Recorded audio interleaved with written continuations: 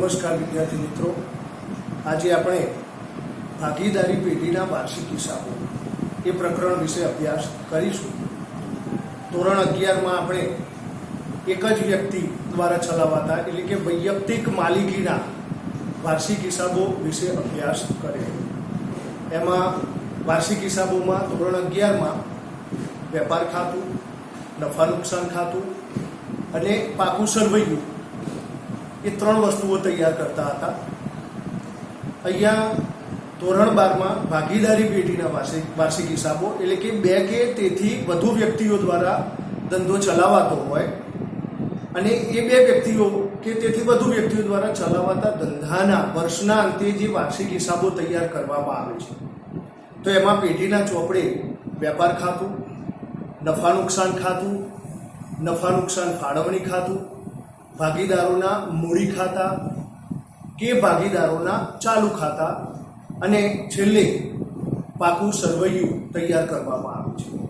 એટલે કે હવાલા અને કાચા સરવૈયામાં વર્ષના અંતે જે બાકીઓ આપણે કાચા સરવૈયામાં લઈ ગયા હોય તો કાચા સરવૈયાની બાકીઓ અને વધારાની માહિતી એટલે કે હવાલા બંનેનો સમન્વય કરી વર્ષના અંતે પેઢીના ચોપડે વાર્ષિક હિસાબો તૈયાર કરવામાં આવે છે. પ્રકરણ 1ની અંદર આપણે ભાગીદારોના મૂડી ખાતા, ચાલુ ખાતા અને નફા નુકસાન ફાળવણી ખાતું કઈ રીતે તૈયાર થાય એનો આપણે સ્વાધ્યાયના દાખલા નંબર 8થી દાખલા નંબર 12માં આપણે અભ્યાસ કર્યો. કઈ રીતે મૂડીની બાકી ઉપાડ પર વ્યાજ, મૂડી પર વ્યાજ એની મૂડી ખાતામાં કે ચાલુ ખાતામાં અને નફા નુકસાન ફાળવણી ખાતામાં કઈ રીતે અસર થાય એનો અભ્યાસ પ્રકરણ 1માં કરી દીધો છે. આજે આપણે વેપાર ખાતું, નફા નુકસાન ખાતું અને પાકું સરવૈયું એના વિશે અભ્યાસ કરીશું. એમાં કઈ કઈ બાબતોનો સમાવેશ થાય છે એ પુનરાવર્તન સ્વરૂપે આપણે ધોરણ 11માં તો ભણી જ ગયા છીએ, પરંતુ અહીંયા ફરીથી આપણે પુનરાવર્તનના ભાગરૂપે અહીંયા આપણે વાર્ષિક હિસાબોનું પ્રકરણની શરૂઆત કરીશું. તો પહેલું તો પ્રકરણ 2 ભાગીદારી પેઢીના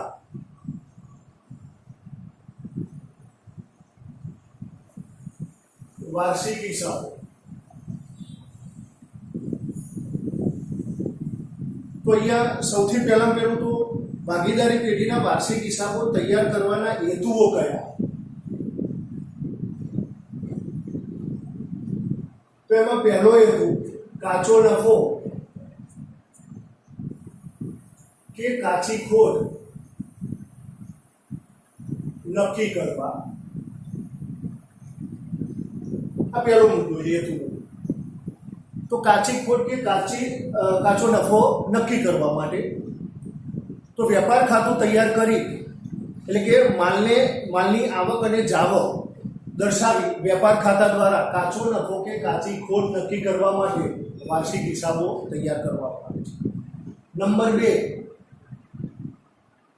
ચોખ્ખો નફો કે ચોખ્ખી ખોટ નક્કી કરવા. તો ભાગીદારી પેઢીના વાર્ષિક હિસાબો વખતે વેપાર ખાતું તૈયાર કર્યા બાદ નફા નુકસાન ખાતું તૈયાર કરવામાં આવે છે. નફા નુકસાન ખાતા પરથી પેઢીની નફાકારકતાનો ખ્યાલ આવે છે. નાણાકીય પરિસ્થિતિ તરલતા જાણી શકાય. એટલે કે નફાકારકતાનો ખ્યાલ મેળવવા માટે ચોખ્ખો નફો કે ચોખ્ખી ખોટ નક્કી કરવી જરૂરી બને છે. એના માટે નફા નુકસાન ખાતું તૈયાર કરવામાં આવે છે.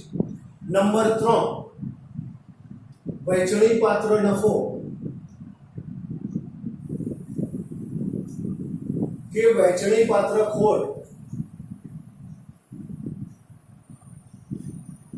નક્કી કરવા.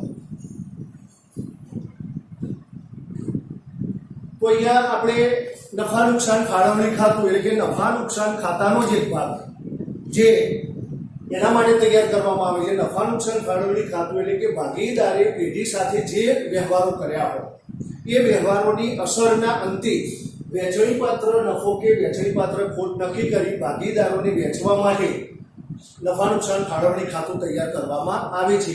આ વસ્તુ આપણે વિગતે પ્રકરણ 1માં ભણી ગયા છે. તો નફા નુકસાન વહેંચણી દ્વારા વહેંચણી પાત્ર નફો કે વહેંચણી પાત્ર ખોટ નક્કી કરી શકાય છે. નંબર 4, આર્થિક પરિસ્થિતિ જાણવા.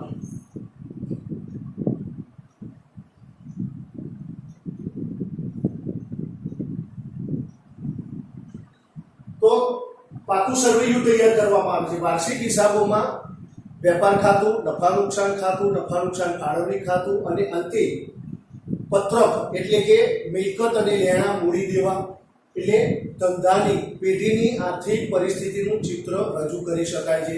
પેઢીની મિલકતો કેટલી, દેવા કેટલા, તો એની વસ્તુ બરોબર. તો આર્થિક પરિસ્થિતિ આપણે એ પાકા સરવૈયા દ્વારા જાણી શકીએ છીએ. નંબર 5, કરવેરાની જોગવાઈનું પાલન માટે. તો કરવેરાની જોગવાઈઓનું પાલન કરવા માટે વાર્ષિક હિસાબો તૈયાર કર્યા બાદ ઓડિટ કરાવવા જરૂરી છે.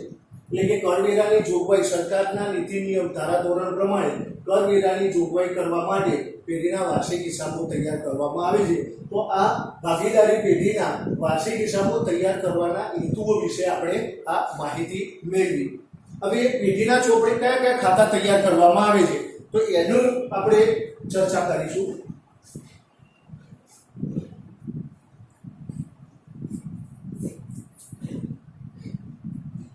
તો સૌથી પહેલું તો વેપાર ખાતું.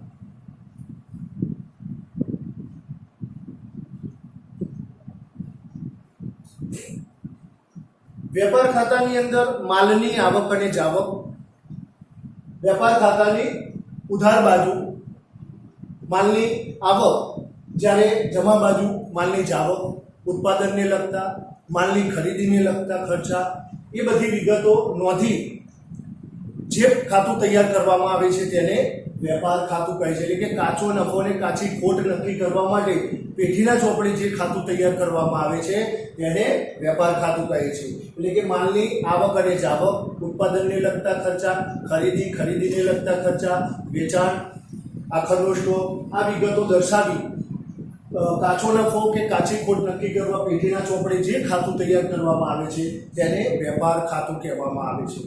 તો વેપાર ખાતાને પહેલું તો આપણે હેડિંગની વાત કરીશું. તો 11મા ધોરણમાં આપણે શીખી ગયા છીએ ખાલી જગ્યાનું તારીખ, ખાલી જગ્યાના રોજ પૂરા થતા વર્ષનું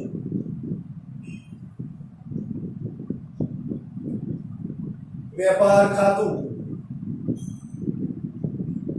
અહીંયા ઉધાર, જમા,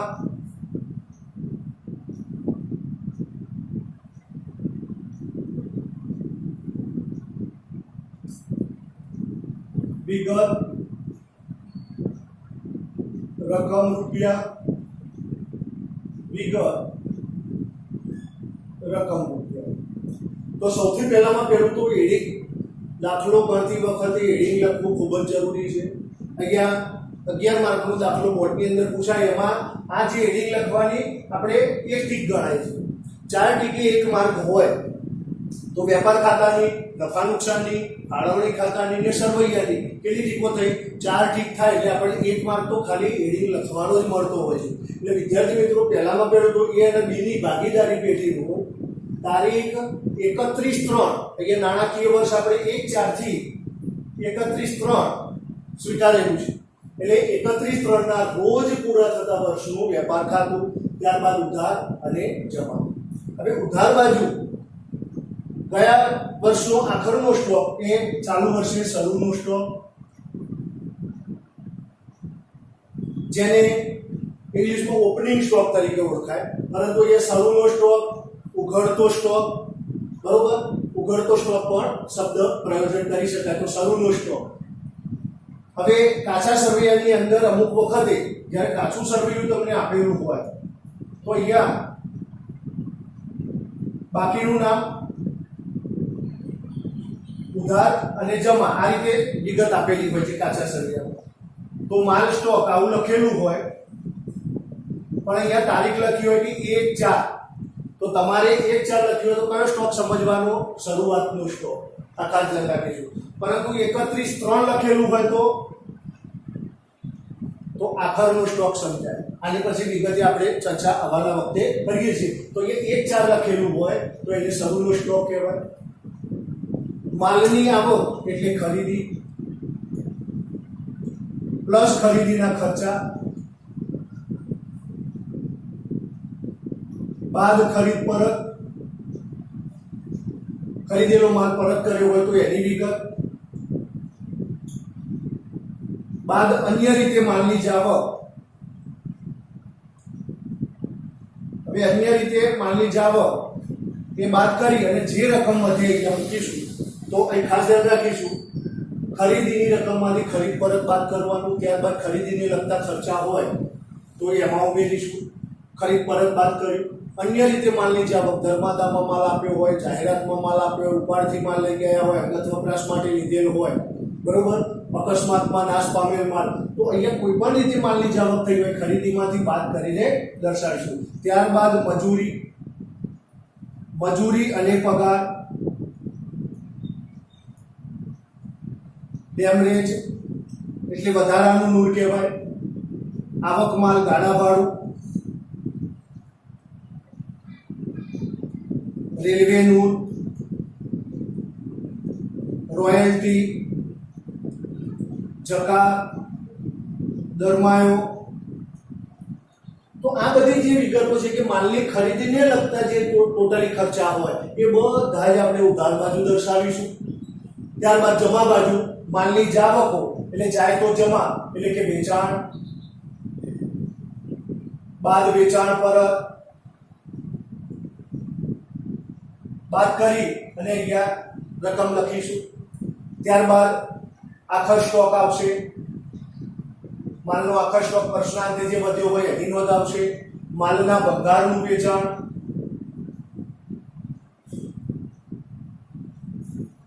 તો આ જે વસ્તુ છે આ વેપાર ખાતામાં આ પ્રમાણે નોંધાશે. તો માલને લગતા જે તે ખર્ચા અને ખાતાઓની આવક આપણે વેચાણ, ખરીદી હોય, શરૂનો સ્ટોક, આખર સ્ટોક, તો એ બધી વિગતો અહીંયા આપણે વેપાર ખાતામાં નોંધીશું. તો આ બાકીઓનો અભ્યાસ કરવા માટે તમારે પાઠ્યપુસ્તકમાં પેજ નંબર 35 ઉપર વેપાર ખાતાનો નમૂનો આપેલો છે.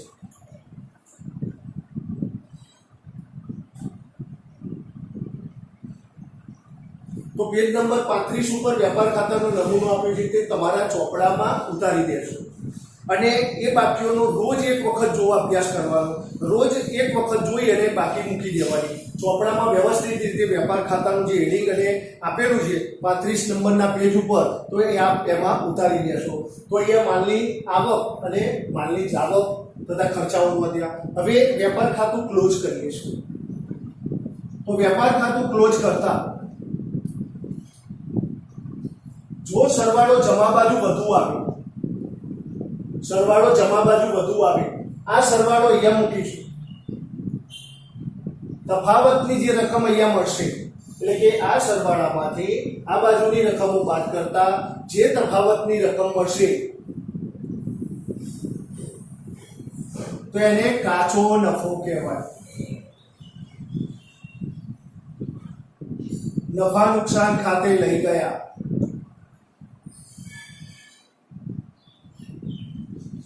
આ પ્રમાણે જો ઉધાર બાજુનો સરવાળો વધુ હોય તો એ સરવાળો અહીં મૂકીશું અને જો તફાવત આ બાજુ મળ્યો આપણને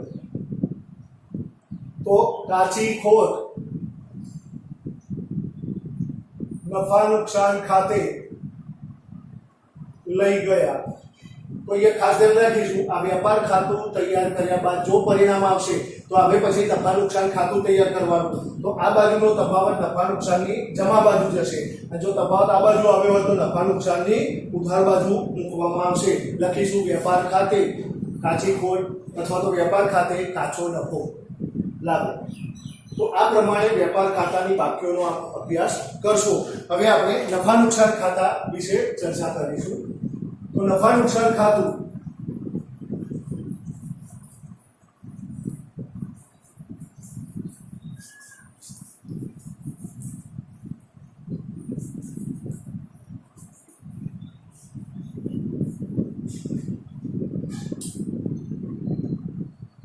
નફા નુકસાન ખાતું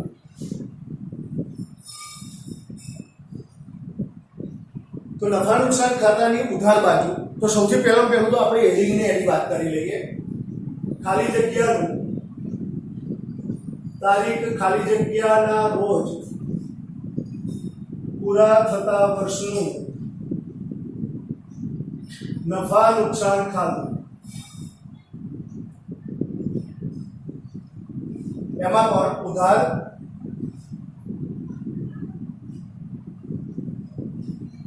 અને જમા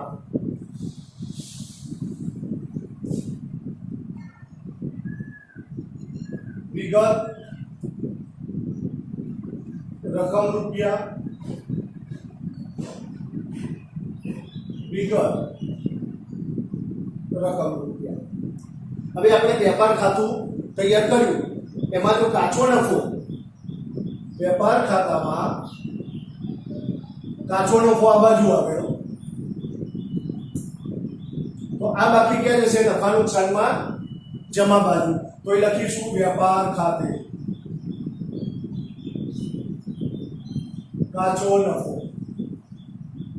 પરંતુ જો આ બાજુ કાચી ખોટ મળેલી હોય તો કઈ બાજુ આવશે? ઉધાર બાજુ.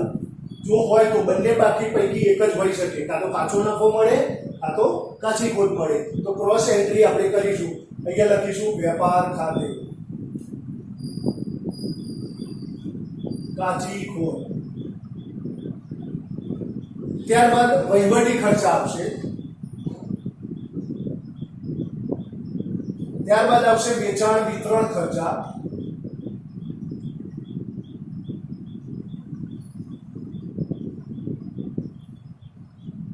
હવે અહીંયા એક ખાસ ધ્યાન રાખીશું, ઉત્પાદનને લગતા જે ખર્ચા હોય, દાખલા તરીકે કારખાનાને લગતા ખર્ચા, કારખાનાના મકાનનું ભાડું હોય, કારખાનાના યંત્રોનો ઘસારો, એ બધી વિગતો નફા નુકસાન ખાતામાં દર્શાવાશે નહીં, એ વેપાર ખાતામાં આપણે દર્શાવવી પડશે. એટલે કે ઉત્પાદન અને કારખાનાને લગતા તમામ ખર્ચા એ વેપાર ખાતામાં દર્શાવવામાં આવે છે. એ અહીંયા લખીશું નહીં. કારખાનાના કારીગરોનો પગાર હોય, સુપરવાઇઝરનો પગાર, એ બધું જ વસ્તુ વેપાર ખાતામાં આવશે. તો નફા નુકસાન ખાતાની ઉધાર બાજુ વહીવટી ખર્ચ, વેચાણ વિતરણ ખર્ચા, ત્યારબાદ નાણાકીય ખર્ચા, ત્યારબાદ નુકસાનો, પરચુરણ ખર્ચા અને અન્ય નુકસાન. તો આ પ્રમાણે હેડિંગમાં આપણે આ વિગતો નોંધવામાં આવશે. એટલે કે વહીવટી ખર્ચા, ઓફિસ મકાન હોય તો ઓફિસનું ભાડું હોય, બરોબર, વીમો, એ બધી વસ્તુઓ. વેચાણ વિતરણમાં જાહેરાત ખર્ચા છે એની વસ્તુ આવશે, સેલ્સમેનોનો પગાર હોય. નાણાકીય ખર્ચામાં ડિબેન્ચરનું વ્યાજ હોય, મેનેજરનું કમિશન હોય. પરચુરણ ખર્ચા, નુકસાનોમાં ગાલખાત, ઘસારો, એ બધી વિગતો આમાં આવશે. એટલે કે આપણે કઈ કઈ વસ્તુઓ નફા નુકસાનમાં આવશે, કઈ વેપાર ખાતામાં આવશે, એનો આપણે બરોબર અભ્યાસ કરવો પડે. જ્યારે નફા નુકસાન ખાતાની જમા બાજુ પર મહેસૂલી આવકો, તમામ પ્રકારની મહેસૂલી આવકો, દાખલા તરીકે મળેલ ભાડું, મળેલ આડત, મળેલ કમિશન, મળેલ દલાલી, મળેલ વ્યાજ, વટાવ, કમિશન, આપેલ વટાવ, મળેલ વટાવ, એ બધી વસ્તુઓ તો અહીંયા આવકો અહીંયા નોંધવામાં આવશે.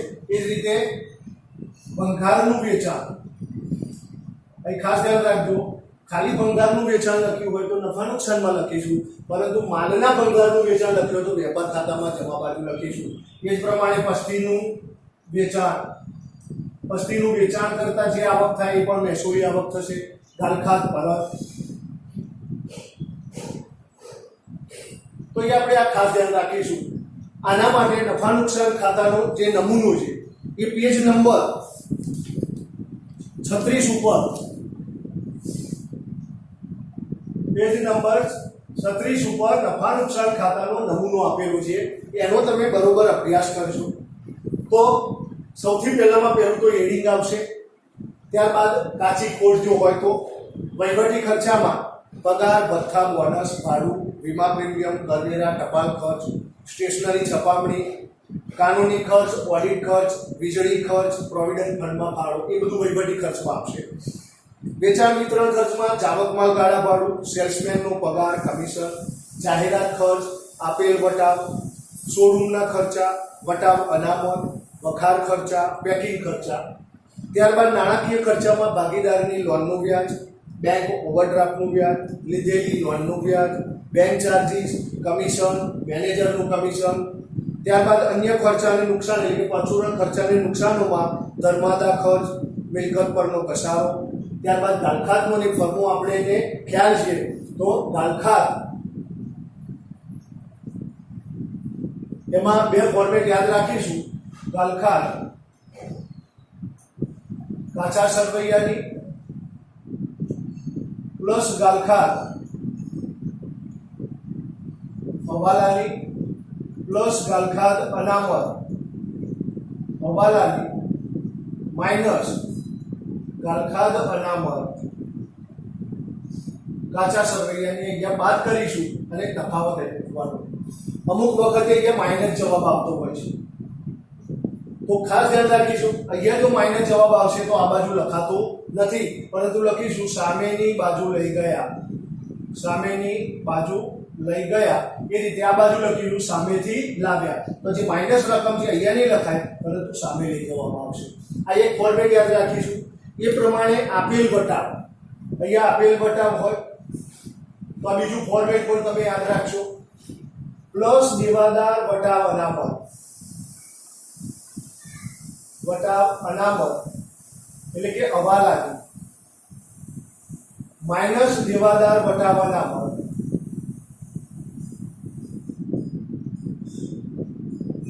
કાચા સરવૈયાની અહીંયા બાદ કરી અને પછી લખવામાં આવશે. તો આ ફર્મો પણ આ ધ્યાન રાખશો. આપેલ વટાવ પ્લસ દેવાદાર વટાવ અનામત હવાલાની માઇનસ દેવાદાર વટાવ અનામત કાચા સરવૈયાની. આ જ પ્રમાણે લેણદાર પર વટાવ અનામતની જો વિગત આપેલી હોય તો આપણે અહીં ખાસ ધ્યાન રાખીએ છીએ. તો મળેલ વટાવ પ્લસ લેણદાર વટાવ અનામત હવાલાની માઇનસ લેણદાર વટાવ અનામત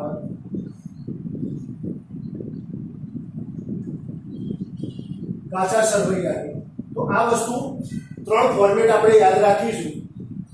એક વટાવ અને દેવાદાર વટાવ અનામત. આને ઉધાર વટાવ ફંડ પણ કહેવાય. ઉધાર વટાવ ફંડ જેની બાકી જમા હોય, પરંતુ લેણદાર વટાવ અનામતને અહીંયા જમા વટાવ ફંડ કહેવાય જેની બાકી ઉધાર હોય. તો જો આપણે બીજી વિગતો કાચા સરવૈયામાં વિગતો કઈ રીતે આપી હોય એનો અભ્યાસ આપણે પછી કરીએ છીએ. સૌથી પહેલું આપણે ફોર્મેટ, આ ત્રણ ફોર્મમાં તમે યાદ રાખજો. ભવિષ્યમાં કોલેજ લેવલે પણ તમારે આ ઉપયોગી થશે, બરોબર. તો આપેલ વટાવનો ફોર્મેટ આ પ્રમાણે. ગાલખાત અનામત, લેણદાર વટાવ અનામત એ કઈ રીતે આપી હોય તો કાચા સરવૈયામાં બે બાકીઓ આપેલી હોય, એમાં અહીંયા લખ્યું હોય વટાવ ફંડ, આ ઉધાર અને જમા છે, અહીંયા બાકીનું નામ. તો વટાવ ફંડ એમાં જમા હોય તો એ દેવાદાર વટાવ અનામત અને ઉધાર હોય લેણદાર વટાવ અનામત. આ ખાસ ધ્યાન રાખીશું. એ રીતે માલ પરત પછી વિગતે આપણે સમજીએ છીએ. સૌથી પહેલું તો નફા નુકસાન ખાતામાં કઈ કઈ વિગતો આવે છે એનો અભ્યાસ કર્યો. હવે નફા નુકસાન ખાતું ક્લોઝ કરીએ તો આ અહીંયા પેજ નંબર 36 ઉપર જે નફા નુકસાનનો નમૂનો આપેલો છે આપણા ચોપડામાં તૈયાર કરી અને રોજે રોજ એ બાકીઓનો અભ્યાસ કરવાનો છે, જેથી દાખલો સરળતાથી આપણે ગણી શકીએ. તો હવે નફા નુકસાન ખાતું ક્લોઝ કરીએ તો શું થશે? તો નફા નુકસાન ખાતું ક્લોઝ કરતા જો જમા બાજુનો સરવાળો વધુ હોય તો પહેલા તો જમા બાજુ સરવાળો મૂકી દઈશું, એ સરવાળો ઉધાર બાજુ મૂકીશું. હવે જે તફાવતની રકમ મળી એ આપણા માટે શું કહેવાય? ચોખ્ખો નફો. તો અહીંયા લખીશું નફા નુકસાન ફાળવણી ખાતે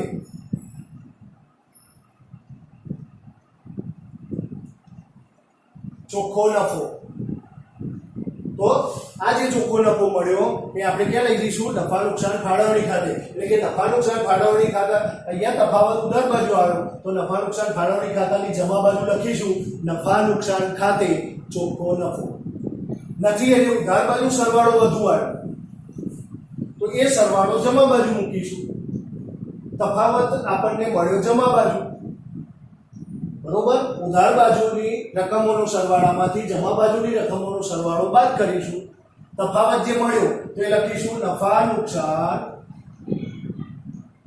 ફાળવણી ખાતે અને લખીશું ચોખ્ખી ખોટ. તો આ વસ્તુ ક્યાં જશે? નફા નુકસાન ફાળવણી ખાતાની ઉધાર બાજુ વડે લખીશું નફા નુકસાન ખાતે ચોખ્ખી ખોટ. તો અહીંયા ખાસ આપણે ધ્યાન રાખીશું, નફા નુકસાન ખાતું ક્લોઝ કરતા કાં તો ચોખ્ખો નફો અથવા તો ચોખ્ખી ખોટ આપણને પ્રાપ્ત થાય. અને ત્યારબાદ નફા નુકસાન ફાળવણી ખાતાનો અભ્યાસ કરવાનો છે આપણે. તો નફા નુકસાન ફાળવણી ખાતાનો અભ્યાસ આપણે પ્રકરણ 1 માં કરી લીધો છે. ત્યારબાદ ભાગીદારોના મૂડી ખાતા, ચાલુ ખાતા, સ્થિર અસ્થિર મૂડી ખાતાની પદ્ધતિ એ તમે વિગતે અભ્યાસ આપણે કરાવેલો છે. ફરીથી તમે પુનરાવર્તન કરી લેજો. ત્યારબાદ પાકા સરવૈયાની વાત કરીશું.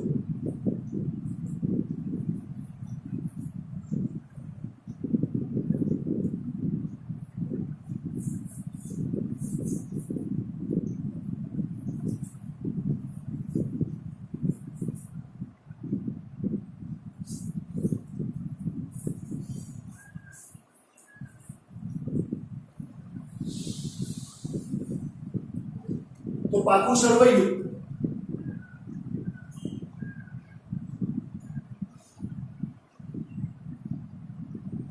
પેઢીની આર્થિક પરિસ્થિતિ જાણવા માટે પેઢીના ચોપડે પાકું સરવૈયું વર્ષના અંતે તૈયાર કરવામાં આવશે. પાકા સરવૈયામાં આપણે અહીંયા પાકું સરવૈયું એ પત્રક છે, ખાતું નથી. એટલે એનો જે નમૂનો છે તો એ અને બીની પેઢીનું તારીખ ખાલી જગ્યા ના રોજનું આવો શબ્દ વપરાશે. વેપાર નફા નુકસાન અને નફા નુકસાન ફાળવણી ખાતામાં ના રોજ પૂરા થતા વર્ષનું એમ લખાય. જ્યારે પાકા સરવૈયામાં ના રોજનું એટલે વર્ષના છેલ્લા દિવસે રોજનું પાકું સરવૈયું.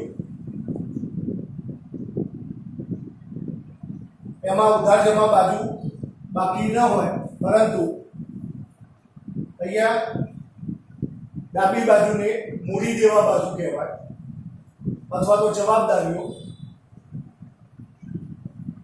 રકમ રૂપિયા. ત્યારબાદ જમણી બાજુને મિલકત લેણા એટલે અથવા તો મિલકતો અને રકમ રૂપિયા. તો પહેલામાં પહેલું તો આપણે પાકા સરવૈયાના હેડિંગની કમ્પ્લીટ માહિતી મેળવી લીધી. એ અને બીની પેઢીનું તારીખ 31/3 રોજનું પાકું સરવૈયું.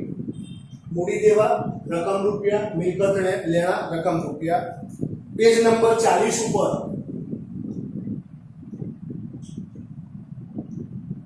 પાકા સરવૈયાનો નમૂનો આપેલો છે. આપ આપના ચોપડામાં વ્યવસ્થિત રીતે તૈયાર કરી એ બાકીઓનો રોજે રોજ અભ્યાસ કરવાનો છે. તો સૌથી પહેલો તો પાકા સરવૈયામાં મૂડી દેવા બાજુ એટલે અહીંયા ભાગીદારોના પહેલા તો મૂડી ખાતા આવશે. ત્યારબાદ ચાલુ ખાતાની જમા બાકી હોય. જો સ્થિર મૂડી ખાતાની પદ્ધતિ હોય તો ચાલુ ખાતાની જમા બાકી. જો ચાલુ ખાતાની ઉધાર બાકી હોય તો એ મિલકત લેણા બાજુ આવશે. ત્યારબાદ આવશે અનામતો. તો જે શબ્દની પાછળ ફંડ, ભંડોળ, અનામત શબ્દ આવતો હોય એ પાકા સરવૈયામાં આવશે, જેની જમા બાકી જ હોય. તો દાખલા તરીકે સામાન્ય અનામત, બરોબર, મૂડી અનામત, અન્ય અનામતો, ઘસારા ભંડોળ, ઘસારા ફંડ, તો એ બધી વિગતો એ અહીંયા અનામત અને જોગવાઈઓમાં આવશે. ત્યારબાદ બિન ચાલુ જવાબદારીઓ.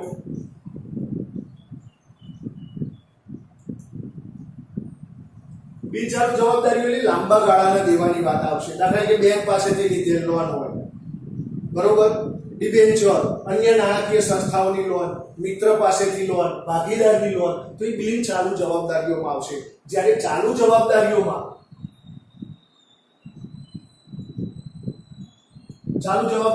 લેણદારો,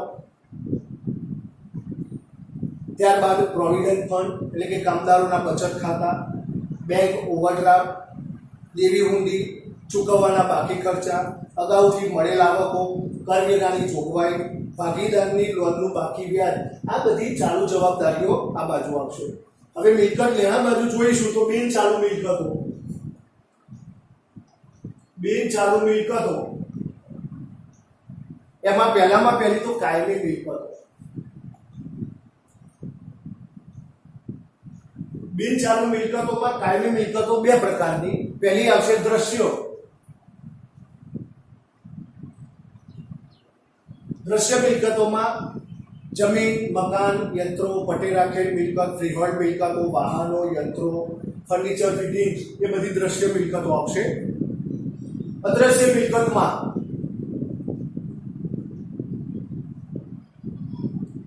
પાઘડી, પેટર્ન, કોપીરાઇટ અને ટ્રેડમાર્ક. તો યાર તમે આ હેડિંગ આપણા માટે ખૂબ જ જરૂરી છે. બિન ચાલુ જવાબદારીઓ એટલે લાંબા ગાળાના દેવા, બરોબર, અનામતો, મૂડી, ચાલુ જવાબદારીઓમાં કઈ કઈ બાકીઓનો સમાવેશ થાય, કાયમી મિલકતોમાં દ્રશ્ય કઈ, અદ્રશ્ય કઈ, બરોબર. અમુક વખતે પ્રવેશ અને નિવૃત્તિનું પ્રકરણ હવે પછી જે આવશે પાંચમું છઠ્ઠું, એમાં એવું લખ્યું હોય કે કાયમી મિલકતો પર કાયમી મિલકતોની કિંમતમાં 10% ઘટાડો કરવો. તો તમને કાયમી મિલકતો કઈ છે ખ્યાલ જ ના હોય તો તમે હવાલાની અસર આપી શકતા નથી. તો યાર દ્રશ્ય મિલકતમાં કઈ કઈ આવશે? તો જમીન, મકાન, યંત્રો, ફર્નિચર, ફિટિંગ્સ, પટ્ટે રાખેલ મિલકત, ફ્રીહોલ્ડ મિલકતો, બરોબર, એ વસ્તુ આવશે. અદ્રશ્ય મિલકતો કઈ? તો પાઘડી, પેટર્ન, કોપીરાઇટ અને ટ્રેડમાર્ક. ત્યારબાદ આવશે રોકાણો. રોકાણોમાં સરકારી જામીનગીરીના રોકાણો કે પ્રોવિડન્ટ ફંડના રોકાણો. ત્યારબાદ અન્ય બિન ચાલુ મિલકતો.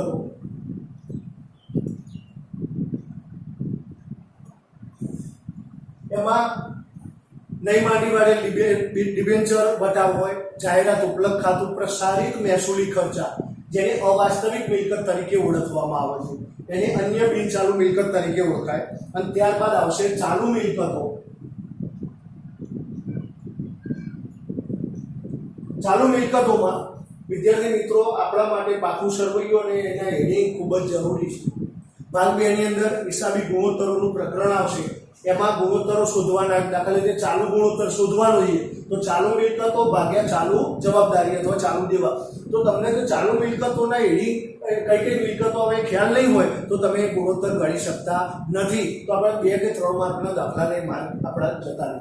માટે આ પાકા સરવૈયાનો નમૂનો રોજ કન્ટિન્યુ તમારે એક વખત બાકીઓ જોઈ અને મૂકી દેવાનું. વેપાર, નફા નુકસાન અને પાકું સરવૈયું રોજ એક નજર કરવાની, 5 મિનિટ થશે તો તમારે છેક સુધી આ વસ્તુ તમારા માટે આશીર્વાદરૂપ બની રહેશે. તો ચાલુ મિલકતોમાં પહેલું તો આખર સ્ટોક, ત્યારબાદ પરચુરણ દેવાદારો હોય તો લેણી હુંડી, મળવાની બાકી આવકો, અગાઉથી ચૂકવેલ ખર્ચ, કોઈને દીધેલી લોન ટૂંકા ગાળાની, લેણી હુંડી આવી ગઈ, અગાઉથી ચૂકવેલ ખર્ચ. તો આ બધી ચાલુ મિલકતો. અને છેલ્લે ચાલુ ખાતાની ઉધાર બાકી જો હોય તો સ્થિર મૂડી ખાતાની પદ્ધતિ આપી હોય અને ચાલુ ખાતા બંધ કરીએ, જો ઉધાર બાજુ તફાવત આવે તો જમા બાકી, અને જમા બાજુ તફાવત આવે તો એ ઉધાર બાકી કહેવાય. તો ચાલુ ખાતાની આખરની ઉધાર બાકી એ પાકા સરવૈયાના મિલકત લેણા બાજુ દર્શાવવામાં આવે છે. પ્રકરણ 1 માં આપણે પ્રશ્ન મેં તમને પૂછેલો અને કીધેલું પણ કે વાર્ષિક હિસાબો વખતે ચાલુ ખાતાની આખરની જમા બાકી પાકા સરવૈયામાં ક્યાં દર્શાવશો? તો મૂડી દેવા બાકી. વાર્ષિક હિસાબો તૈયાર કરતી વખતે ચાલુ ખાતાની આખરની ઉધાર બાકી પાકા સરવૈયામાં ક્યાં દર્શાવશો? તો મિલકત લેણા બાજુ. વિદ્યાર્થી મિત્રો અહીંયા આ પ્રમાણે પાકા સરવૈયાનું ફોર્મેટ પેજ નંબર 40 ઉપર આપેલું છે. એનો બરાબર અભ્યાસ કરજો. મેં તમને આ સમજાવી બાકીઓ. હવે પાકા સરવૈયાનો સરવાળો કરતા જો સરવાળો બંને બાજુ સમાન થઈ જાય તો સમજવાનું કે આપણો દાખલો અહીંયા સાચો છે. તો સૌથી પહેલું તો વેપાર, નફા નુકસાન, પાકું સરવૈયું, અને પ્રકરણ 1 માં આપણે નફા નુકસાન, ફાળવણી ખાતું, મૂડી ખાતા અને ચાલુ ખાતા આ ફોર્મેટ અને બાકીઓનો અભ્યાસ કર્યો.